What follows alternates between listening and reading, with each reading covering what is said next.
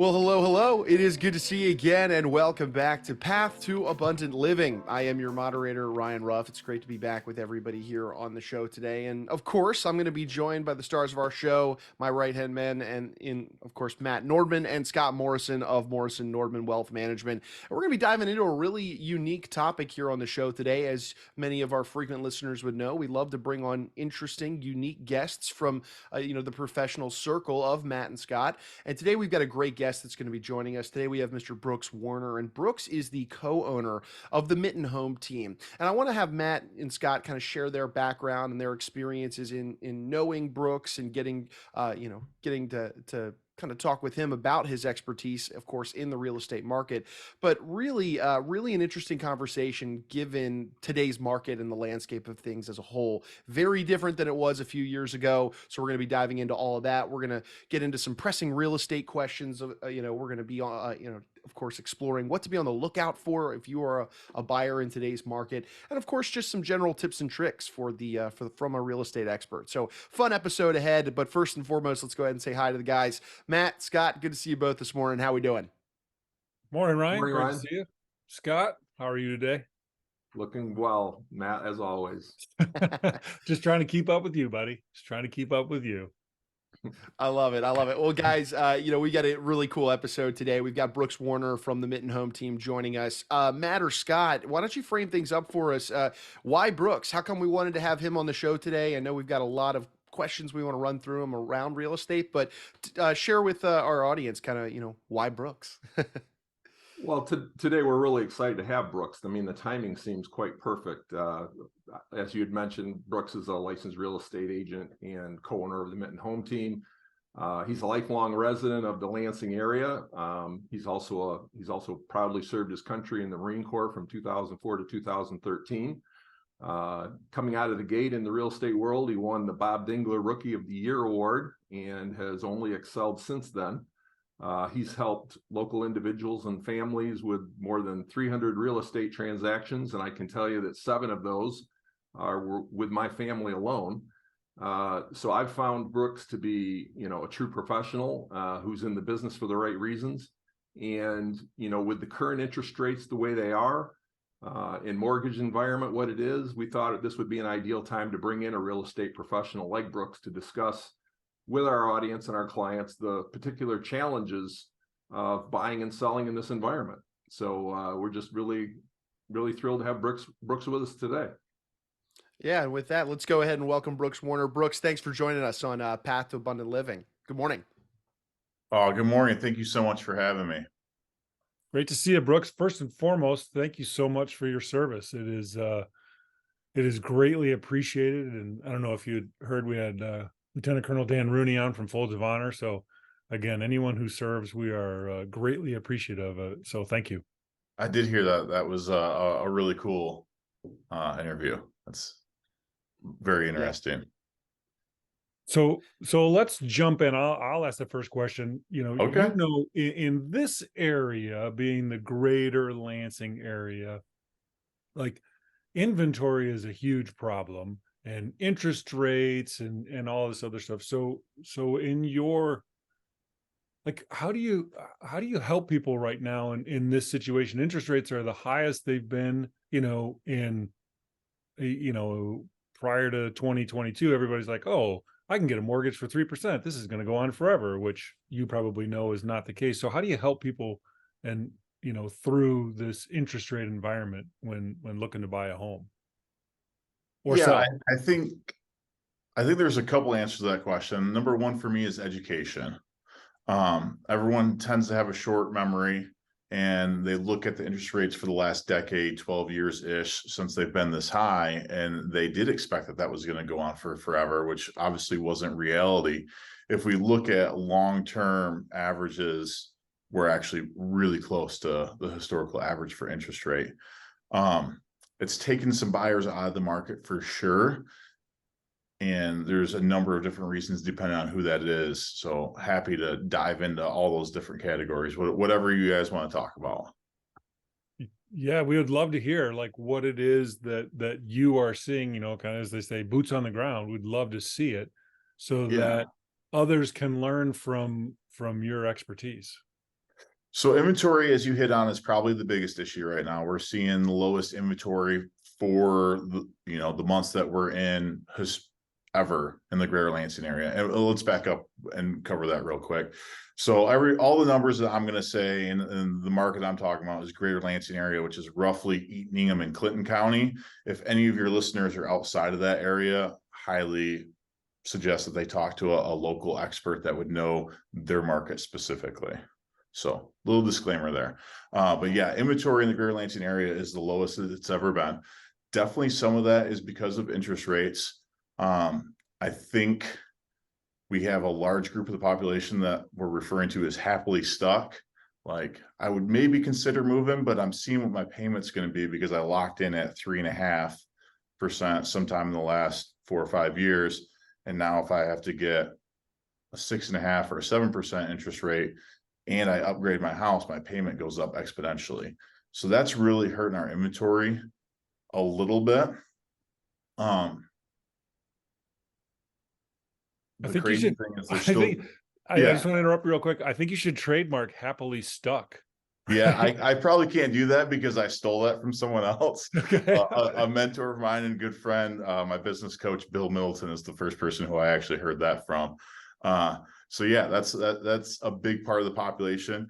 But the first time home buyers are still hungry to buy houses, which is where the inventory issue is coming in, because 7% interest rate is still way better than paying for rent that has gone up a lot in the last few years as well. I was going to say that, it's almost like when you refer to the education, reverting to the mean is what I'm hearing.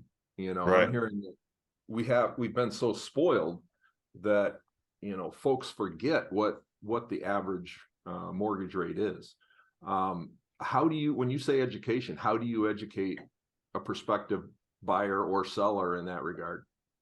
Yeah, so on my team specifically, and not everyone does this, anytime we run into someone who's interested in buying a house, we do our best to schedule an appointment that we call a buyer consultation, and we bring them into our office and just go over, here's what to expect when you're buying a house, here's what the market's like now, here's interest rates, here's payments, walk them through the entire process so they know what's going on and they're comfortable. The hardest part is getting to people to let them know that, because a lot of the news out there is really doom and gloom, and that's not an accurate representation of the market, especially in the Greater Lansing area. So when you just talked about that representation, what's in the news, the doom and gloom, because we know doom and gloom sells more than good news, Yeah. but I digress. So in a situation like that, do you find people surprised when you talk about the good things that are actually out there and counteract all the stuff that's the doom and gloom that people are hearing? Do you find people surprised when they hear this stuff from you and your team? Yeah, they are surprised. I think, honestly, I think the next 6 months-ish to 9 months is probably going to be the best time for buyers from a negotiation standpoint that they've had in the last at least 5 or 6 years. Right now, the Greater Lansing Association of Realtors average list price to sales price ratio is still a little bit over 100%. So on average, sellers are getting a little bit more than what they're asking for homes. And I think that there's a couple things that are going to happen in the market that will probably change that moving forward, especially through the winter months. So I think the fact that there's actually some negotiation that might be possible in the near future surprises buyers. I also think the fact that people look at the market or look at the news and everything's bad, and then they talk to me and I tell them that the average house is selling for over list price. That's also very surprising to people. Okay. And so along those lines, you see television shows like $1 Million Listing or any other show that talks about buying and selling homes. Do people have unrealistic expectations from watching those shows of, oh, are you going to do this open house, this extravagant, type thing? Or, hey, I want you to list at, you're saying, hey, a little over 100%, but hey, I want you to list at, I want a record selling price in this area. Like, do people have unrealistic expectations from these shows? Occasionally you run into people that have unrealistic expectations. Most people are pretty realistic, and when they're provided with the local data that we have access to around them, it kind of helps a little bit. I love big open houses on the team. Shout out to one of my agents, Rachel Miller. She does a great job. So does Hope Bungard. They do most of the open houses for our team. And I love big open houses. We try to get as many people through there as possible, flags, all sorts of stuff. I actually have more issue with sellers who don't want that. Um, Why do you which why do you think that is? there's a stigma around there that it's just nosy neighbors and people who aren't serious that come through open houses. And there are for sure some of those people who come through open houses, but we also pick up buyers and sell houses at open houses too. So I think personally the pros outweigh the cons, because let's get as many eyes on your house as possible to increase the chance for getting it sold. Brooks, quick question for you. Given that education effort that you do with clients right there in the beginning of walking them through the current situation of things, and then on top of Matt's question, where maybe there are some unrealistic expectations or biases or things they heard from a neighbor or a friend that they want to incorporate into their strategy. How do you handle some of the trickier situations where, let's say, a client believes that a home that they're looking at or a home they want to list is more or even less than what you and your team view to be kind of what you believe it should be, also up against what the market is dictating? Like, how do you guys navigate some of those trickier conversations? Yeah, so I'll take that in two parts because it depends if we're talking about sellers or buyers. I think both of them are kind of reverting back to the data. It's been a little bit harder with the less transactions that we have to find comps, but if someone thinks their house is worth X and there's 5 similar houses that sold for X less $50,000, as an example, it gets a lot harder for them to push back against that. And then we always circle it back to motivation and what's most important to you. Because surprisingly, it's not always I need this much money. Lots of times it's I need this situation to happen. So one of the favorite questions that I ask when I first meet with someone for a seller is, what would this experience look like to make it a 10 for you? If this was perfect, what would have to happen? That's a great question. Do you find similar answers? Yeah, so honestly, a lots of times time frame and occupancy come out of sellers before price does. I think a lot of that is most people probably accept the fact that the real estate market is a market and value is kind of what value is. There's some things that we can do to maximize that, market the property well, and things like that. But someone's not going to pay $400,000 for a $300,000 house. Like that's just. But what if Zestimate says my house is worth that much? That's another really long conversation. If anyone's curious about Zestimate, they actually have a disclosure about their accuracy on their website. I would just go read that. Okay. Well, I guess to build on that, what are maybe 2 or 3 things that a homeowner can do to add value to their home? That you would counsel them on it prior to the process of actually putting it up for sale. Yeah, absolutely. So it's going to be a little bit different for everyone, right? So that's why the walkthrough of seeing the house is really important. So that can change things a little bit, but I will say first impression is a lasting impression. And when you're trying to sell your house, what the potential buyers see first, you're either going to win them and they'll be more forgiving later, or you're going to lose them out the gate and it's going to be really hard to get them re-interested in your property. So I like to tell everyone that most of your energy should be from their car to your front door and whatever they see when they walk through your front door. If all of that is great, they will be more forgiving on things that are maybe imperfect in other areas of the home. So that would be one tip. Decluttering is probably the next most common one. Everyone wants a house that feels big and looks big. So the more stuff you can get out of the house, the better it's going to feel to buyers. My general rule that I like to tell people when I meet them is if you haven't touched it in the last 30 days, you probably don't actually need it in between now and when you have to move anyways. So let's go ahead and get that stuff boxed up and get moved out. Obviously, there's some exceptions like art and things like that you would still want there. But as far as minimizing, let's do that. Sometimes it includes, let's take some furniture out of a room so it feels larger. Especially older homes that have smaller bedrooms, people still like king beds and dressers, and sometimes you can make those rooms feel really small. So there's some things there that you can do from the seller side.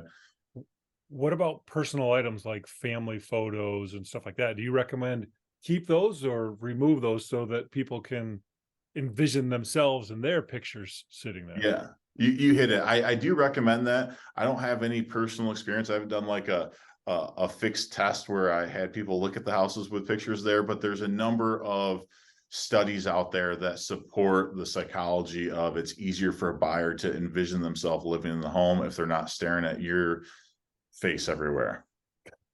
I would imagine that makes sense. Well, Right. hey, and also quick question though, Brooks, for you to kind of double click into Scott's question a moment ago. Let's talk about renovations specifically, because I know that's a big conversation point when it comes to getting your house ready to sell. And, folks talk about renovating bathrooms, kitchens, closets, even. Where do you see the most bang for your buck when it comes to renovating an area of your house and then seeing that drive the value of the home up when it comes time to sell? Yeah, so that's a great question. Number one reference for that is Home Builders Association. If you were to Google Home Builders Association return on investment home upgrades, they do a study every year and it will actually tell you which ones give you the best return on your investment. Ironically, every year, front door and garage door are the number one thing on that. I think part of that's because they're not nearly as expensive as some of the other things that they track, so it's easier to get a return on it. Other than that, kitchens are the primary seller for a home. So if you're going to put money into it, that's probably the best place to do it. They can also be very expensive. So that is going to, the ultimate answer is probably going to vary with each home on what condition it is in compared to the comparable properties, right? Because if this is we'll say a $250,000 house, you're not going to want to put $50,000 in the kitchen because you're never going to get it back, right? Now, if it's a higher end home that has a dated kitchen, now maybe doing that large kitchen investment will make sense. So it's really going to depend on each person's comparison of their home, what they have versus kind of the comparables for their neighborhood. So Building on that question, Brooks, if I were to decide that I needed to renovate my kitchen, bring it up to date for the purposes of selling the home, am I doing that with my wife, or am I doing that with somebody like yourself who says, this might be your taste, but to sell this home, it needs to be this versus that? Yeah, ultimately, I think that whoever your local professional is who you should talk to about that. And like I said, it's going to really depend on what's the similar homes have in the neighborhood. Also, interior decorators, a lot of them will do a free consultation, and they will be able to give you really great advice there as well. So along those lines with the decorator, if someone's home, let's say they've already moved out and their home is empty, do you recommend staging a home prior to sale, or just leave it empty, leave it, the quote unquote as is? So staging a home is the best way to sell a home. It's not fully possible all the time, right? Like lots of people have to sell a home before they can buy their next home. So if they're living there with their 2 kids and their pregnant wife, like taking all their stuff out and putting furniture in temporarily is probably not possible. So I think of staging as a couple different levels of staging. One, what can we do with what we have here? That gets into the declutterizing and the flow of the home and things like that we had already talked about. And then yeah, if we're talking a completely vacant home, staging is great, and it's not as expensive as what a lot of people think that it would be. It's not normally high-end furniture. It's stuff that looks good to fill the space, but isn't very expensive. So you can have it done fairly affordably if you have a vacant home. Okay. And I just wanted to kind of come back to what you had said earlier about things to be done, and you're saying, you know, from the car to the front door, and that that survey shows perfectly, right? The garage door and the front door. Like that's what people are going to see. Yeah. Hey, Brooks, So to that point, this is just an interesting question that popped into my head. What if you're living in, let's say the home that you're selling is kind of almost right up against your neighbor's home, shall we say? And given how important that moment of from car to front door is, how do you navigate maybe a tricky conversation surrounding neighbors? Because neighbors might be out of your control sometimes to make sure that things look good on the exterior to promote, a clean, safe environment, things like that. Any tips or tricks on navigating those conversations? yeah, so the neighbors are tough because that's their property and they can kind of do with it what they want. If they have a good relationship, sometimes I'll ask them like, hey, how close are you with your neighbor? Would they help us out and do these couple of things? Most people aren't comfortable having that conversation.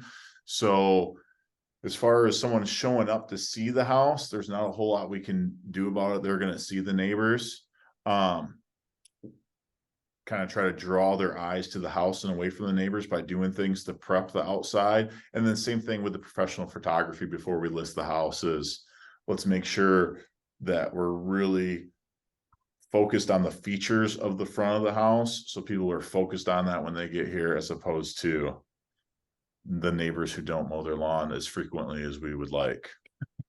One of the things that, one of the questions that came up that in kind of doing some research, to come up with, questions that would be important here today, it was something that really struck me with all the new technology we have with baby monitors, with the kind of things that people could walk into a home and not even know that their conversations could be, you could be listening to their conversations and you're talking about how nice the home is or how much you dislike the home. Is there anything that you do yourself to kind of counteract those kind of problems? Yeah. So number one thing is that buyer consultation that we talked about when we bring them in, that's part of that is we need to assume every house that we walk into, the seller can hear what we're saying. There's some court stuff going on right now, legally. Seller, it's their home, they can listen, they're not supposed to record. But you're right, like you don't want to show your hand and say, oh my goodness, this house is absolutely perfect, I would do anything to move in here, because if there's a negotiation, you just lost your chance. So anyways, buyer consult, warn everyone, like don't say anything you wouldn't want the sellers to hear while we're in the home. Let's save those conversations for when we leave out in the driveway or something like that. Are they surprised? Only my recommendation. Are they surprised when you bring that portion in your consultation that, hey, you know what you say can and may be used against you? Yeah. So I think people were more surprised about it probably 4-ish years ago. The home cameras with Blink and everything have, and what's the other one? Ring. Ring. Yeah. They became so popular now that people are less surprised than what they used to be. Even in the driveway, like you said, hey, let's wait till we get to the driveway. I'd be like, I'm going to wait till we're far away from the property before we have these discussions, Yeah. right? So it's a catch-22 for me because I have a series of questions that I ask all buyers when I show them a house, so I know exactly how they're feeling about it. And the further we get from the house, the harder it is for them to answer those questions. So try to find that happy medium of, hey, if we go out by the street next to our cars, like you can get little flashcards, right, and hold them up. There you go. You feel this way, little write on a tablet or something, right? Here, check yes, check no. Yeah, one of the things I wanted to ask you is, how, is it okay for a buyer to talk to a listing agent? What are the potential problems there? Yeah, there is for sure potential problems there. And that's part of what the real estate agent's roles are supposed to be, is to pass that communication. in a professional manner from one to the next. So I always prefer that, whether I'm representing the seller or the buyer, that they bring their questions to me and I can communicate with the other agent. So building on that though, how do you handle the situation where you're both the buyer and the seller's agent? So dual agency is recognized by the state of Michigan, so that can happen. I do try really hard to avoid that. If I have so I'm in a little bit of a easier situation with the team that I have, that if I have a listing and someone who I knew that was a buyer wanted to buy it, I would just say, hey, are you okay with working with Rachel or Hope or John for this particular property so we can keep everything separate? And I've never had anyone push back on that. You can do dual agency. Everyone has to sign a disclosure, let them know that you're representing both parties. And basically, you're not supposed to tell any side of the transaction something that you wouldn't tell the other side. So it can get kind of sticky. Yeah. I can imagine it would get sticky. So I personally try to avoid that. Like I said, I leverage the team to keep myself out of those situations. Not everyone has that luxury. So they would just have to be very careful about what they say and who they say it to. Well, So to kind of circle back around, maybe to almost, the beginning here, are you seeing any creative, given where interest rates are at and the lenders, it seems like there's some creative types of mortgages out there right now in anticipation of where interest rates are going to be, whether it's a year from now or 5 years from now? Yeah, there are, so adjustable rate mortgages are back a little bit, not like they were early 2000s or late 90s. There are some people who are opting to take advantage of them. There are pros and cons. I'm not going to say never do an ARM because maybe there's a reason for it. If with any type of loan, you need to know what you're doing and make sure you understand best and worst case scenarios. So that's one thing that has got more popular. I do like the idea of the longer ARMs instead of like a short 2-year one, because that could get, it's a very short time frame for things to potentially change drastically for a buyer. So I don't love that. I'm not a mortgage person, so right. Consult your local mortgage person. Those are available. The other thing that's happening is assumptions are kind of back, which is something that no one's considered for the last decade because there was no reason for it. But there are some mortgages that are assumable. So if I have a home that has we'll say a 3.5% interest rate that I'm selling, and my mortgage is assumable, the buyer could take over my mortgage at that 3.5%. Wow. The problem is there's typically equity at that point, and that piece has to come separately. Okay. Either cash, or if they could find a lender that would do a secondary mortgage for the equity piece, the difference between sales price and what I currently have on my 3.5% mortgage. So that's an option that is out there. All the government loans are assumable, FHA, rural development, and VA loans. So if the homeowner has any of those, they can be assumed. Interesting thing about the VA loan, you actually don't have to be a veteran to assume a VA loan. So how many people are aware of this? I was not aware of, and I know you're not a mortgage person, but how many people are aware that mortgages can be assumed? Very few. Very few. Do you believe that if people knew, those people who are stuck might become unstuck? Yeah, so that's definitely one of the stories that we're working on telling the people who we run into. So like, I'll use our team as an example. We have a great listing in Hazlitt right now. It's on like 23 acres. It's mid 400,000s. But it's got like 360,000 of that is on a like 3.125 mortgage. So if you had the cash, you could buy that property for substantially less a month than something else in a similar price range, or actually, yeah. Wow. Yeah, I would Scott, you imagine need. in a climate of right now with higher interest rates, I would imagine that could absolutely be an attractive alternative for somebody that does feel like, oh man, gosh, I want to wait until interest rates come back down before I want to do that. But then, life circumstances get in the way, and maybe you need to make that, purchase, or you need to get into that home sooner, and you don't have time to wait for more, interest rates to come down. That's a really interesting solution.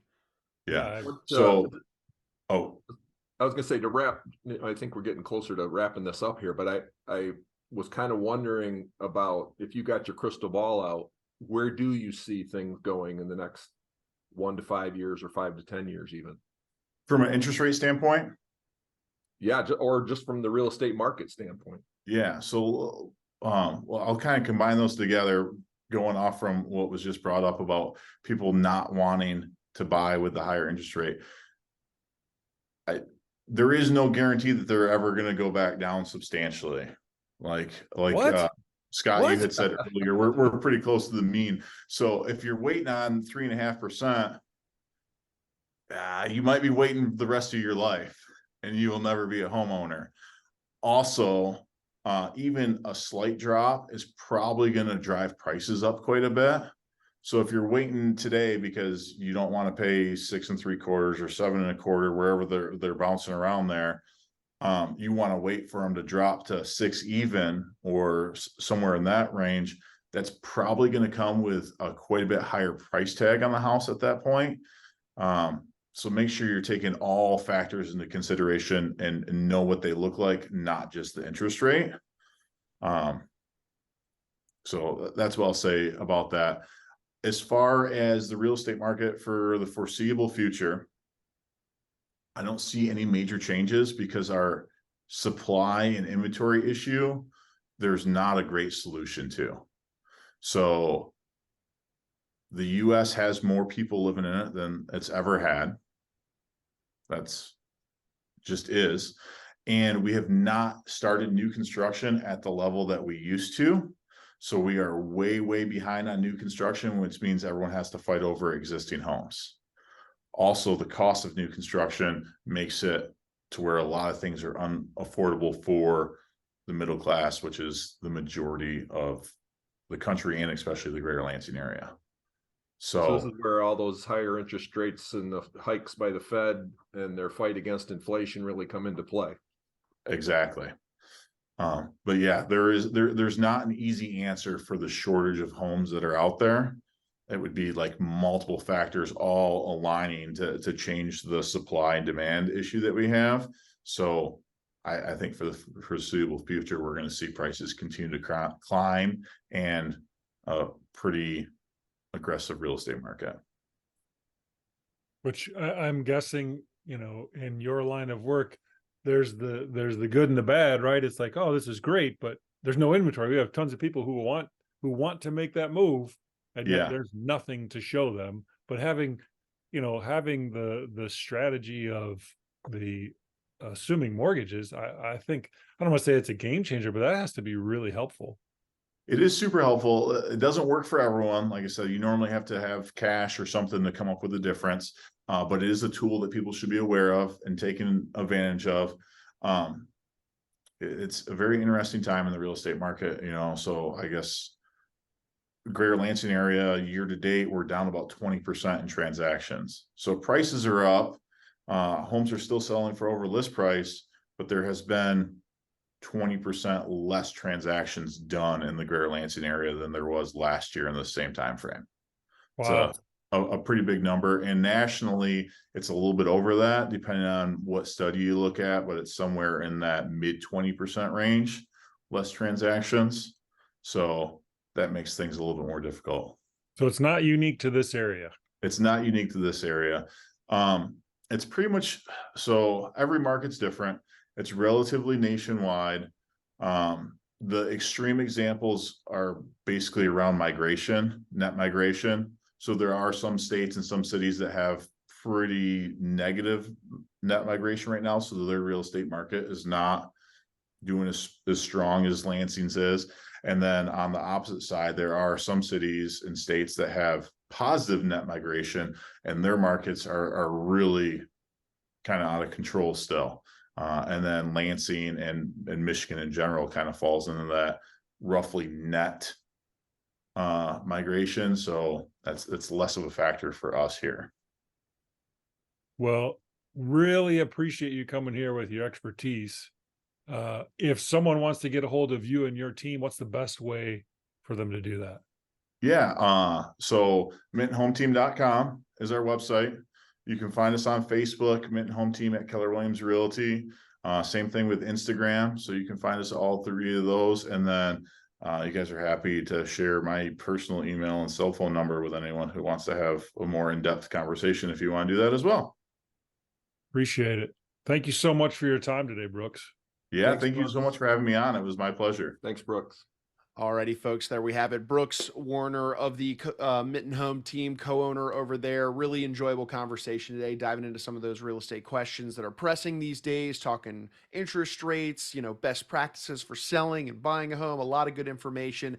Scott, what were some of your biggest takeaways from today's conversation with Brooks? Well, obviously the conversation was really timely. But the idea that there are strategies out there for both the seller and the buyer. Obviously the discussion around the assumable, mortgage was very interesting.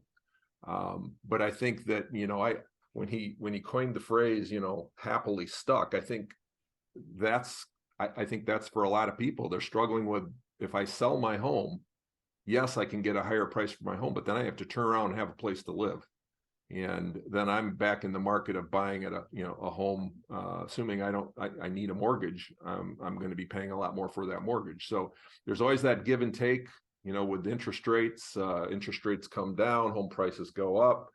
It's that balance that he was referring to. And so I think all of those are great takeaways for the potential home buyer or seller right now. Mm-hmm. What about you, Matt? What were some of your big takeaways? So I agree with Scott. The assumable mortgage, did not know that was a thing. So that is something that, again, working with a professional, I think is so important. Are there tools that people can do it on their own? Well, yeah.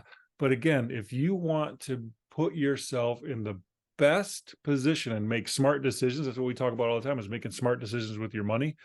Well, for a lot of people, right, this is a significant investment of money and time. And so working with a professional like Brooks is so important. So the assuming mortgages was a big one, and just understanding that they have access to so much more data than we do. Yes, the internet is fantastic for, getting a lot of information, but again, Zillow and Zestimate, yeah, it's a nice little tool, but really, how realistic is it in your particular area? So that's another thing took away. And again, we always hear about curb appeal. And again, he just reiterated that, yeah, curb appeal is so very important. One, when you're selling, but also when you're buying, right? That's human nature. Is we drive up and go, oh, I like how this looks, right? We make decisions emotionally and then back it up with logic. Mm-hmm. And so then if you can come in and go, oh, I like that. I like the landscaping. This looks good, right? Then you're, like he said, you're going to come in and go, well, yeah, okay, and we might have to paint in here, but or we might have to put new flooring in, but that curb appeal is so very important. So that was really interesting to hear that as well. Yeah, no, I would agree. I kind of had three big takeaways, and not to sound like a broken record, but yes, the assumptions thing, it sounded like it was relatively a newer concept for all of us, or maybe not necessarily newer, but one that was maybe under the rug, shall we say, that a lot of folks don't know about. The second one was, yes, that's that ideal of or the idea of kind of your first impression is a lasting impression. Totally makes sense, in the curb appeal that you just mentioned, Matt. But also what was really interesting specifically for the East Lansing area is that yes, folks need homes and they're still buying homes at the moment, but right now they're seeing a 20% less transactions overall. So the demand, it's still there, but then you're dealing with this contingency of people that are happily stuck and are, don't necessarily want to give up that 3% mortgage that they might be locked into to trade it for a higher value home at a higher interest rate, ultimately more money out of their pocket on a monthly basis. So just a lot of interesting considerations from Brooks and the team. And, this is what we're up against right now. It's something that we can't, as Brooks alluded to, also, you might be waiting a long time, maybe your entire lifetime, if you're going to try and see if you can see let's say, back down to like a 3 or 4% interest rate at some point in time. So, just a lot of really good takeaways, and yeah, this was a great timely episode. I appreciated his expertise and insight. Was good stuff. And I know, guys, we talk about a lot of wealth management specific topics on the show. Today's episode, merely just a component of somebody's financial world, their house, as you just mentioned, Matt, one of the bigger transactions anybody can make in their lifetime. And I know that you guys have conversations like these, surrounding big transactions in your clients' lives, like buying a home, on a regular basis. For anybody out there in the audience that wants to make sure that they have a trusted professional in their corner and wants to make those smart decisions around big moments and financial moments in their lives, like buying a home, what's the best way somebody could reach out to you guys and just open up a dialogue and get your 2 cents as maybe they approach somebody like Brooks and the Mitten Home Team to enter this process of their life in buying a home? Yeah, so the traditional way, we like to say, is pick up the phone, 517-333-7967, or go to our website, morrisonnordman.com. And on there you can click and schedule appointments with me or Scott, or get all emails and phone numbers and everything to reach out to us and start that conversation. Awesome. Well, gentlemen, look, great episode today. I appreciate both your times. I know you got clients to get to, so we'll let you get back to serving them. But looking forward to being back on the next one with you both. Hey, thanks, Ryan. Thanks, Have a Ryan. great day. Scott, see you soon. Okay. All right, guys, appreciate you. And hey, look, folks, we're going to take a final moment, as we always do, and thank you all for stopping by and spending some time with us on the podcast today. If you did enjoy today's conversation with Brooks, Matt, and Scott, you benefited from the conversation in any way, shape, or form, well, make sure you hit that subscribe button then on the platform that you checked us out on today. That way you never miss out on future conversations like these, where we bring these great guests and dive into different wealth management topics. And, so you and yours can come out better for it and armed with the information to make smart decisions down the road. Before Scott and Matt, I'm Ryan. We're going to go ahead and say so long today, but we appreciate you being with us on Path to Abundant Living.